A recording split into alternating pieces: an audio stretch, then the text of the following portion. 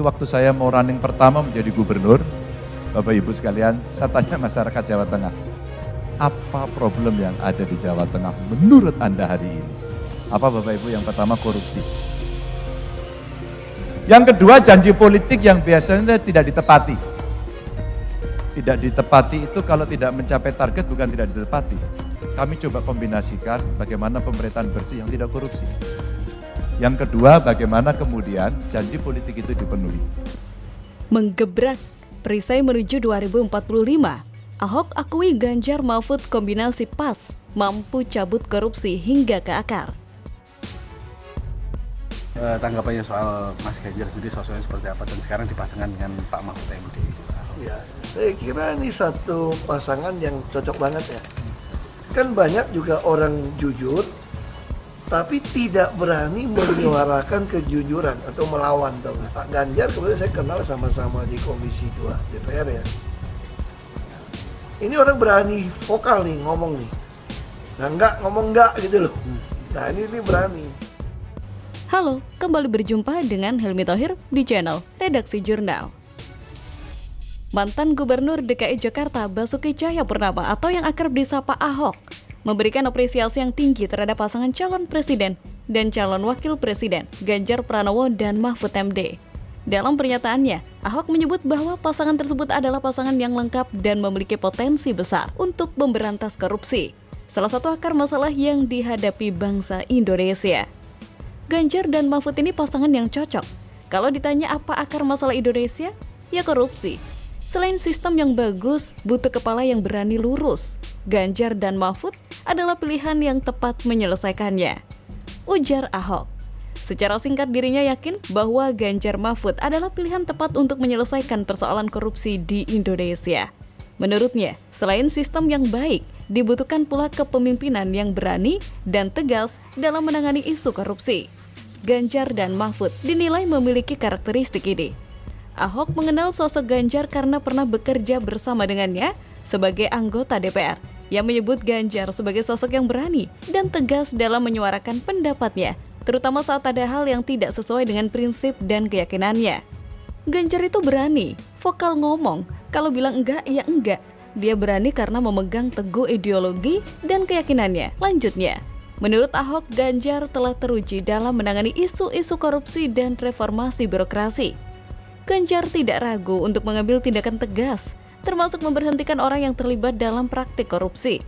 Di sisi lain, Ahok juga memuji Mahfud MD, calon wakil presiden, yang dianggapnya memiliki keberanian untuk berbicara terbuka dan tegas. Keduanya dinilai memiliki pemahaman mendalam tentang hukum dan sistem peradilan. Gak ada orang yang berani ngomongin bukti terbalik atau sita harta segala macam. Saya yakin jika pasangan Ganjar dan Mahfud bersatu, maka korupsi bisa selesai. Korupsi diberantas, birokrasi diperbaiki. Pungkasnya, pasangan Ganjar Mahfud dianggap memiliki potensi besar untuk memerangi korupsi dengan tegas karena pengalaman mereka. Melansir dari salah satu media nasional, Ganjar diketahui pernah mencopot jabatan 2 kadis atas perkara korupsi. Ketika saya katakan, jangan ada lagi korupsi besok pagi, saya harus copot 2 kadis saya, boleh dikomparasi dengan yang lain. Ada nggak kepala daerah copot kadis? Ucap Ganjar saat mengisi kuliah kebangsaan di FISIP UI Senin, 18 September 2023. Sedangkan untuk Mahfud MD sendiri semasa jabatannya sebagai Menteri Koordinator Bidang Politik Hukum dan Keamanan Republik Indonesia, dirinya sudah membongkar beberapa kasus korupsi besar. Beberapa kasus tersebut adalah kasus korupsi Asabri dan penyalahgunaan dana proyek satelit Kemenhan. Pernyataan Ahok ini menunjukkan dukungan kuat terhadap pasangan Ganjar Mahfud dan keyakinan akan kemampuan mereka dalam menghadapi permasalahan korupsi yang selama ini menjadi masalah serius dalam pemerintahan Indonesia.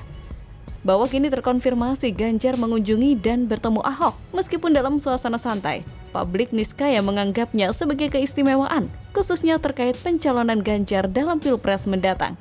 Boleh jadi Ahok sedang didapuk untuk turut serta dalam tim sukses pemenangan pasangan Ganjar Mahfud.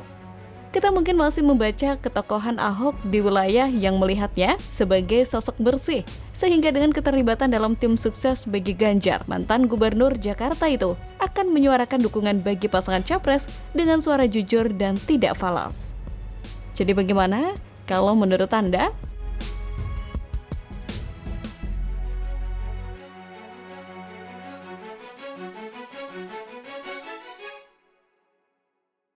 Untuk itu, mohon izin Pak Prabowo, saya ingin membocorkan beberapa program unggulan dana abadi pesantren. Dana abadi pesantren ini adalah mandat dari Undang-Undang Nomor 18 Tahun 2019. Nanti saya tambahkan lagi KIS Lansia. Skakmat Sri Mulyani saat dengar program Gibran jika lolos Cawapres ternyata sudah ada di APBN alias programnya Jokowi. Ya elah, nggak visioner lu. Ya, APBN 2024 kan sudah diketok ya, kartu sembako, PIP, KIP kuliah, bantuan PBI untuk masyarakat tidak mampu, termasuk tadi lansia. Halo, selamat datang di channel Redaksi Jurnal bersama JJ. Menteri Keuangan Sri Mulyani Indrawati dan jajaran menanggapi program unggulan pasangan Capres-Cawapres Prabowo Subianto dan Gibran Rakabuming Raka yang akan bertarung di Pilpres 2024. Program unggulan tersebut diantaranya Dana Abadi Pesantren dan Kartu Indonesia Sehat atau KIS Lansia. Sri Mulyani mengatakan sejatinya dua program itu sudah ada di era Presiden Jokowi, bahkan sudah ditetapkan dalam Undang-Undang APBN hingga 2024. Hanya untuk KIS, target lansia menjadi dikhususkan. Dalam kesempatan yang sama, Direktur Jenderal Anggaran Kemenke Isar Rahmat Tarwata mengatakan lansia sebenarnya sudah terakomodir dalam program KIS saat ini. Dengan begitu, program itu dinilai tidak perlu lagi. Isar menjelaskan para lansia dari keluarga tidak mampu sudah tercover dalam daftar penerima program Keluarga Harapan atau PKH alias Data Terpadu Kesejahteraan Sosial DTKS. Oleh karena itu, mereka otomatis terdaftar sebagai penerima bantuan iuran, PBI, BPJS Kesehatan. Kalau kemudian nanti ada yang masih belum tercover dan sebagainya, itu sebenarnya adalah perbaikan pendataan yang akan dilakukan, tetapi seharusnya sudah cukup dengan program yang ada sekarang ini. Sementara itu, Kepala Badan Pendidikan dan Pelatihan Keuangan Kemenke, Andin Hadianto, mengatakan dana abadi pesantren merupakan bagian tidak terpisahkan dari dana abadi pendidikan. Ia mengatakan dana abadi pendidikan saat ini berjumlah 106,1 triliun rupiah. Andin menyebut total dana abadi yang dikelola Lembaga Pengelola Dana Pendidikan LPDP ada 134,1 triliun. Khusus untuk pesantren, belanja tahun ini dialokasikan sebesar 250 miliar. Sebelumnya, Gibran membocorkan beberapa program unggulannya jika terpilih nanti sebagai Cawapres, yaitu dana abadi pesantren berdasarkan mandat Undang-Undang Nomor 18 Tahun 2019. Ia juga menjanjikan adanya kredit startup milenial, Kartu Indonesia Sehat KIS Lansia, dan Kartu Sehat Anak. Lucu aja ya, pengen jadi wakil presiden tapi programnya ngambil program dari bapaknya. Kan ngawur. Tapi untung ada Sri Mulyani yang buru-buru membungkam pernyataan Gibran tersebut. Kampanye tanpa isi ya gini, kampanye tanpa ide masa depan, hanya pengulangan penipuan publik. Dana abadi pesantren merupakan program Jokowi yang sudah diatur melalui Peraturan Presiden Nomor 82 Tahun 2021 tentang pendanaan penyelenggaraan pesantren. Perpres tersebut diteken 2 September 2021. Sebab itu, janji Prabowo Gibran terkait dana abadi pesantren hanya omong kosong belaka karena sudah ada dan diatur melalui Perpres 82 2021. Selain itu, janji tersebut tidak hanya berusaha menipu umat, tapi juga berusaha menihilkan kerja Presiden Jokowi. Hal ini tentu membuka topeng Prabowo bahwa selama ini hanya memanfaatkan Jokowi untuk mendulang suara di Pilpres nanti. Beginikah kualitas Capres dan Cawapres yang miskin wawasan? Kalau mereka menang, Indonesia mau dibawa kemana? Saya kira ini trik kampanye yang ditujukan bagi mereka-mereka yang tidak paham tentang alokasi dana. Targetnya terutama masyarakat kecil, karena seperti biasa mereka sangat paham kalau masyarakat kecil akan mudah diiming-imingi hal seperti ini. Kalau orang cerdas nggak akan ditelan bulat-bulat. Rakyat selalu menjadi korban dari musim politik.